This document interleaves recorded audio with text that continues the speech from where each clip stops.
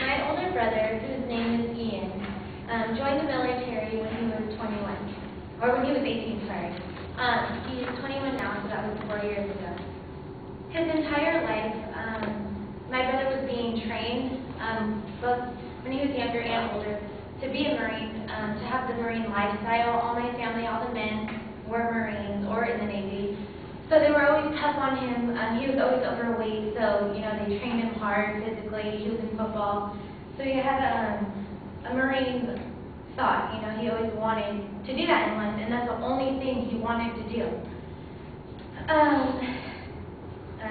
He thought that that was the only thing he was good at, and he didn't have any profession that he to do. Like, he didn't want to do anything else. That was his life and his goal. When he was in boot camp, I would receive letters telling me how hard it was, how the struggle, how all the guys, some would even cry, but in the letters, it wasn't all pain. He would also say, Danielle, I'm going to get through this because this is what I wanted to do. A week before he was to graduate from boot camp, his life changed forever. He was medically discharged because of a heart murmur that was not caught before he went into the Marines or to boot camp. So today I'll be discussing what commonly happens to an individual after they're medically discharged from the Marines. I've been interested in this topic for some time, which led me to find all the information about it. Also, as I mentioned before, I have experienced this issue with my brother. And I wanted to see if there was anything I could do maybe in his life to help. So seeing that most of us are young in here, we might not know what we want to do. Maybe some of you guys are thinking about joining the military sometime and inquiring about any of the Navy, military, Army. So this morning I will talk about what boot camp is designed to do, what exactly being medically discharged means, and what commonly happens to a person after. I'd like to enlighten you guys on what boot camp is intended for, what its initial cause. It's for primary training. A lot of people think it's all physical, but it's also, they train you, history of the United States, and they really emphasize the pride. And boot camp must be completed before entering the Marines and before you're, drafted or whatnot. Boot camp is known around the world for being the most, the Marine military, or the Marine boot camp is known for the harshness. It's the hardest boot camp around the world. That's what it's really known for. According to Next Up magazine, Jason Katungo says that during the Marine stay at boot camp, your job as that Marine is to do what you're told, when you're told, and how you're told, without any complaint or question. A normal day for Marines is waking up at 4 a.m., around 4 a.m., and going to sleep at 11. So it's really long and tiring because most of us don't really wake up at 4 and then go to sleep at 11.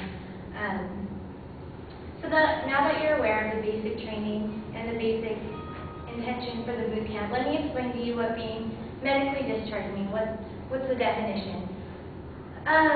Boot camp may seem like torment to an average person, or torture even, but when a Marine is medically discharged, for most, it's the worst thing that could really ever happen in your life, because you think you're born to do this thing, and then it's all taken from you. The Marine is so close to getting that life that they've always wanted, and then, it's taken from them. Well, when a Marine is recruited into Marines, they have a physical evaluation, checking to see if anything's wrong with you in the first place.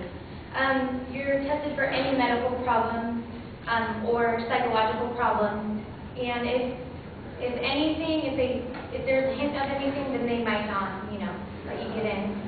It could range from asthma to just any fractures or, as I said, psychological issues. In a news article written by Rod Powers, he says that if a sergeant in boot camp even suspects any medical anything wrong with you, then at a snap of a finger, that Marine could be sent home with a medical discharge on his report, and could never re-enlist for anything again. The Army is a little bit more lenient, and a majority of people usually try to get in if they're medically discharged from the Marines, but it never usually happens. And if a sergeant does find anything wrong with you, then you're sent home immediately. You don't really get an explanation either. The Marines they say something, they found something, but it's not to a big degree. Like, you would want a large explanation for this happening in your life.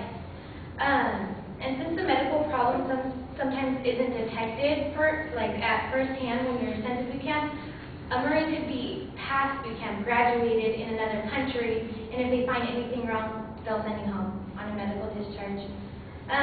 So I clarified what can lead to a medical discharge and what it means. Lastly, let me tell you what commonly happens to the individual, their life after being medically discharged.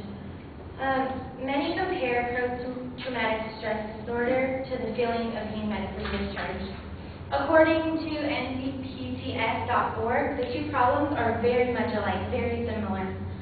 Depression is one of the effects of being medically discharged.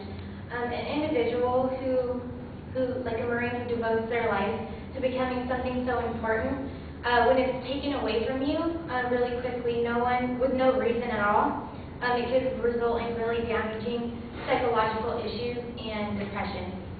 Unemployment also is another effect of being medically discharged, because since a Marine is completely devoted to being a soldier, they really don't want to do anything else in life. They don't want to try anything else. They don't want to go to college. That's for the majority of them. And since being a Marine is the only thing that they want to do, but obviously they can't, thoughts of suicide is another effect. As you can see, there is a major issue concerning these former Marines, and little information is brought out to the public about these matters. So, with this stated, I'm hopeful that, if not all, then at least most of these facts would be beneficial to you guys in the future. And if you are perhaps considering joining the Marines, or any of the armed forces, be sure to check if you have any prior medical conditions so you guys aren't sad or discouraged or disappointed in the end. Thanks.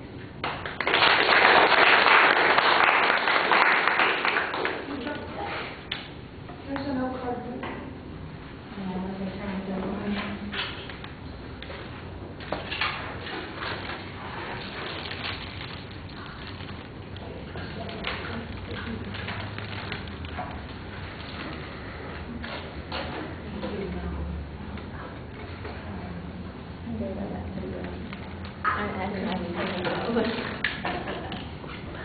All right, Danielle, I think that the content of the speech is pretty well prepared. You've got good examples, some reference that you're using. It's well organized. There's a very clear thesis, an excellent preview.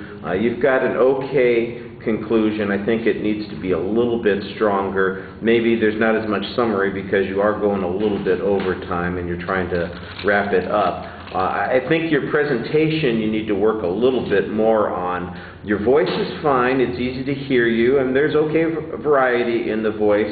You're very clear when you're speaking, but there are some awkward pacing issues, hesitations, the ums, and it seems not like you're unfamiliar with what you're talking about, but just that you haven't gone through it quite enough so that it's coming out smoothly and you are skillful in what you're talking about, not awkward in what you're talking about. Your body movement is another place where I think there's some anxiety issues. You pretty much plant your feet in the one spot and don't move from that spot. You lean a little bit one side or the other, but other than that, when you watch the video, you're going to see only about 1/4 of your face because you don't move from that spot until maybe the last 2 minutes of the speech, and then we'll see about half of your face.